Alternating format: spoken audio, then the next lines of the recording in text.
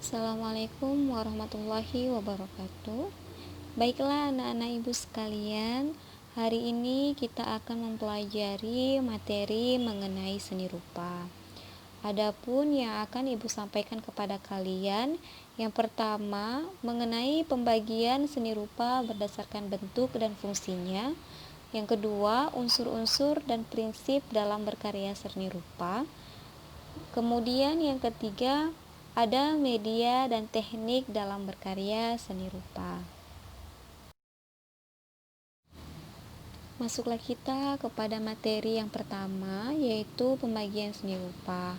Berdasarkan bentuknya, seni rupa dibagi menjadi dua, yaitu seni rupa 2 dimensi dan seni rupa 3 dimensi. Kemudian berdasarkan fungsinya, seni rupa juga dibagi menjadi dua, yaitu seni rupa murni dan seni rupa terapan. Pembagian seni rupa berdasarkan bentuknya, yaitu ada seni rupa 2 dimensi dan 3 dimensi. Nah, untuk karya seni rupa 2 dimensi, itu karyanya memiliki dua ukuran saja, yaitu panjang dan lebar. Dan dapat hanya kita nikmati dari satu arah pandang saja. Biasanya wujudnya itu bidang datar. Contohnya gambar, lukisan, ilustrasi, karya desain grafis, dan lain sebagainya. Kemudian untuk karya seni rupa 3 dimensi, nah biasanya karya seni rupa 3 dimensi itu adalah karya yang memiliki 3 ukuran, yaitu panjang, lebar, dan ruang. Biasanya dapat kita nikmati dari segala arah pandang. Dan dapat kita rasakan wujudnya, wujud benda nyatanya itu benar-benar ada, dapat kita pegang, dapat kita rasakan, dapat kita raba. Nah, contohnya itu patung, seni kerajinan keramik, dan seni kerajinan ataupun seni kriya lainnya.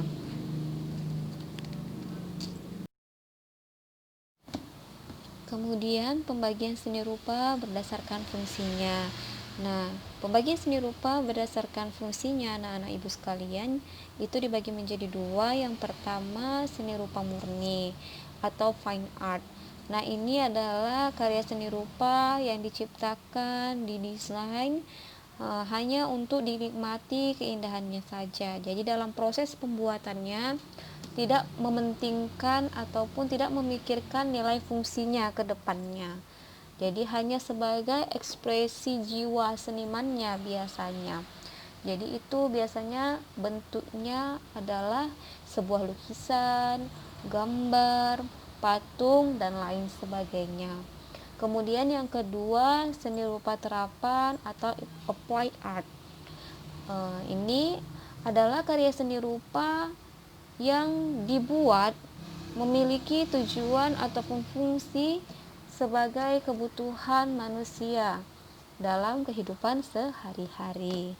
Contohnya yaitu batik, vas bunga, kursi, meja, tas, dan lain sebagainya.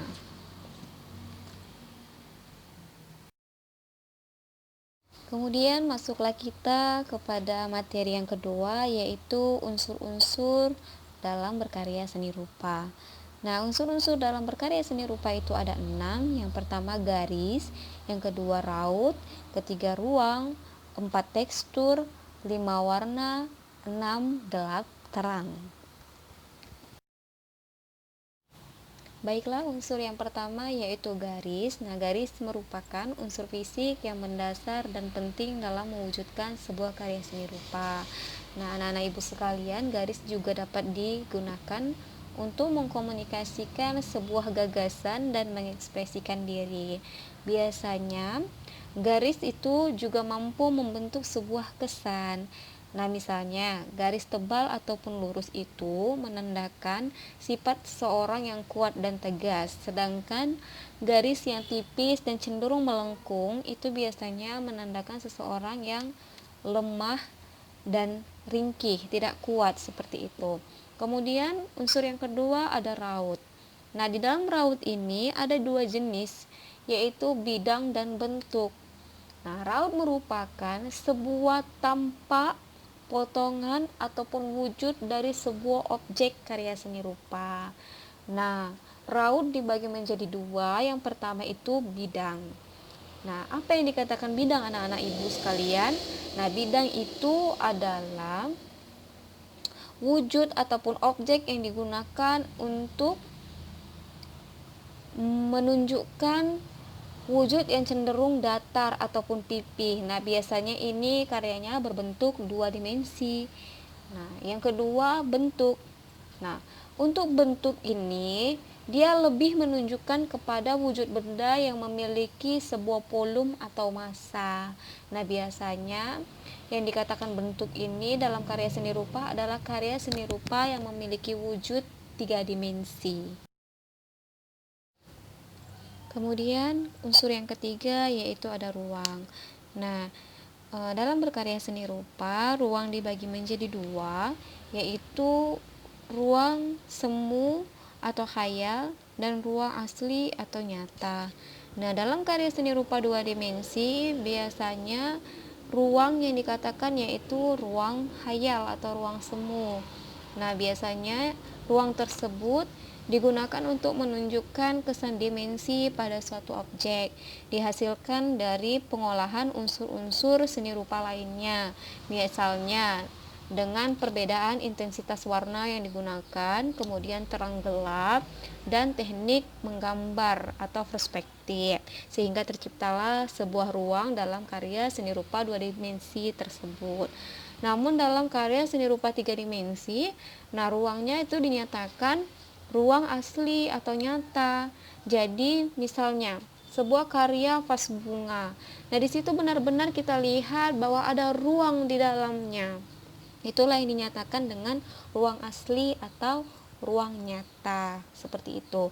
Kemudian yang keempat ada tekstur. Nah, tekstur merupakan unsur seni rupa yang menunjukkan kualitas suatu permukaan objek. Jadi biasanya ini menggambarkan halus kasarnya suatu permukaan karya seni rupa. Nah, berdasarkan wujudnya, tekstur dibagi menjadi dua, yaitu tekstur asli dan tekstur buatan. Nah, unsur yang kelima yaitu warna. Apa itu warna, anak-anak ibu sekalian? Nah, warna merupakan kesal yang ditangkap oleh mata kita akibat pantulan sebuah cahaya yang mengenai sebuah permukaan benda. Nah, biasanya dalam seni rupa, teori yang digunakan dalam pewarnaan yaitu teorinya Brewster. Nah, biasanya kita mengenal warna primer, sekunder, dan tersier.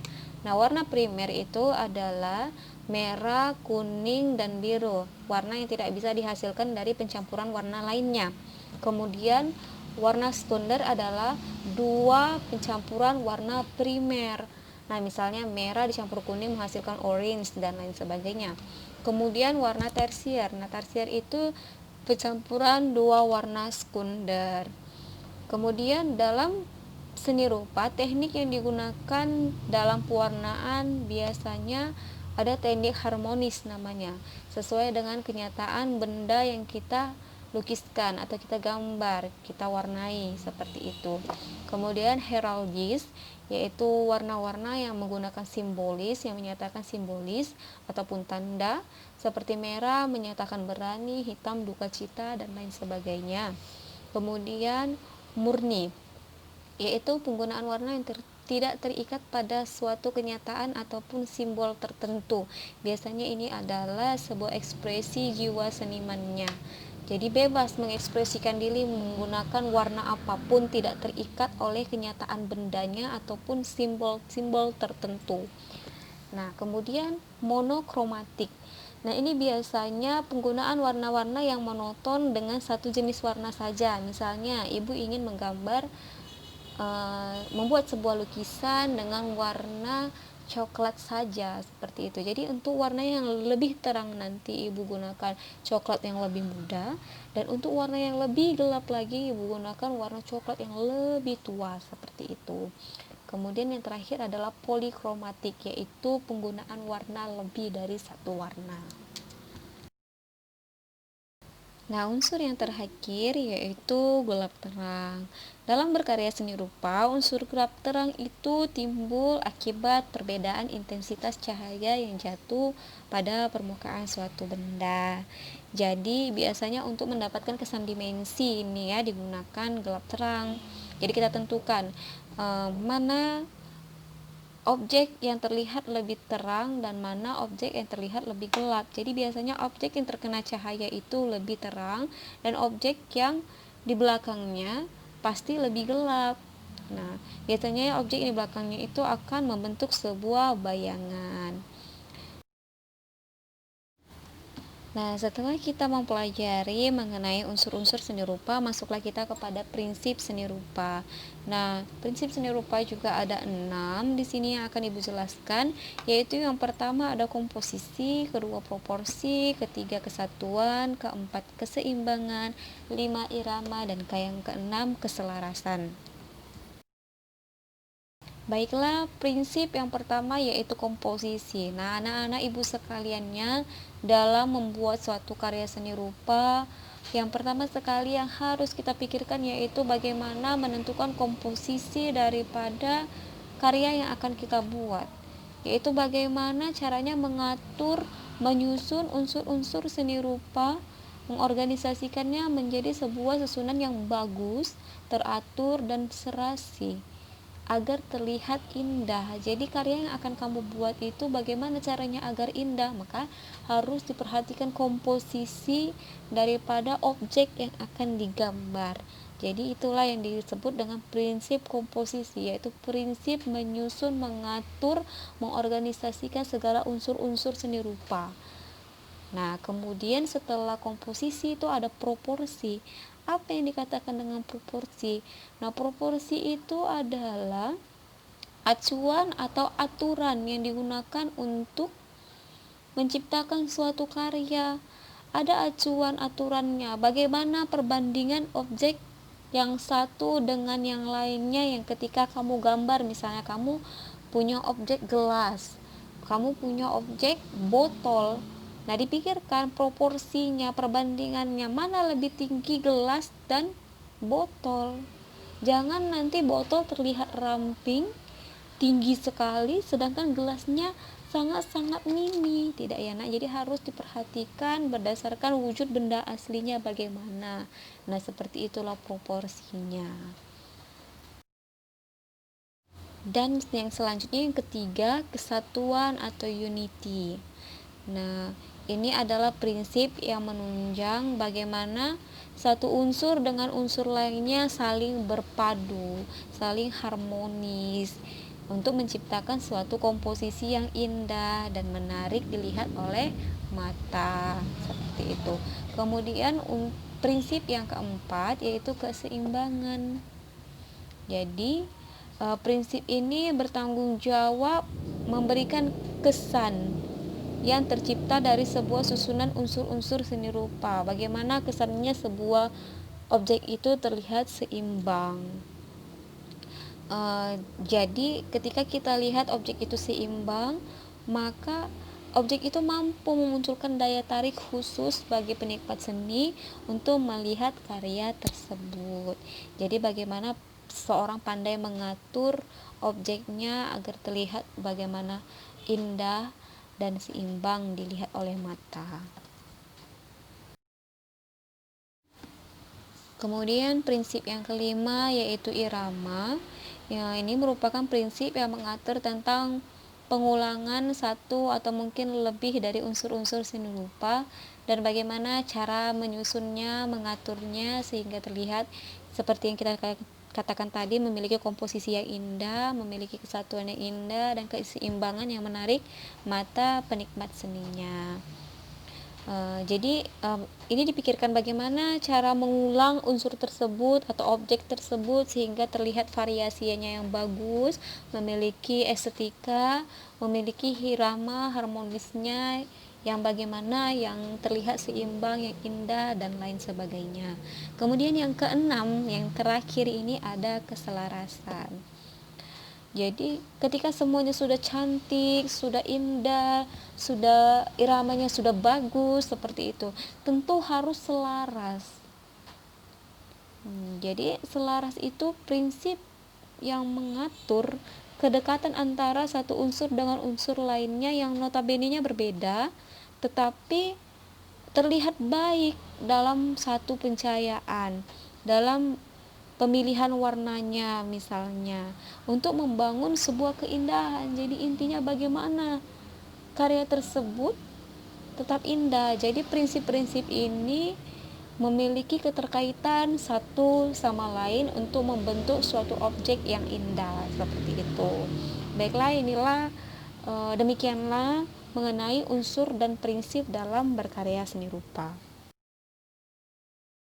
Nah, yang terakhir, materi yang akan kita pelajari yaitu mengenai media dan teknik dalam berkarya seni rupa. Nah, media dan teknik dalam berkarya seni rupa ini untuk karya seni rupa 2 dimensi dan 3 dimensi itu pasti berbeda. Nanti akan kita bahas di slide selanjutnya.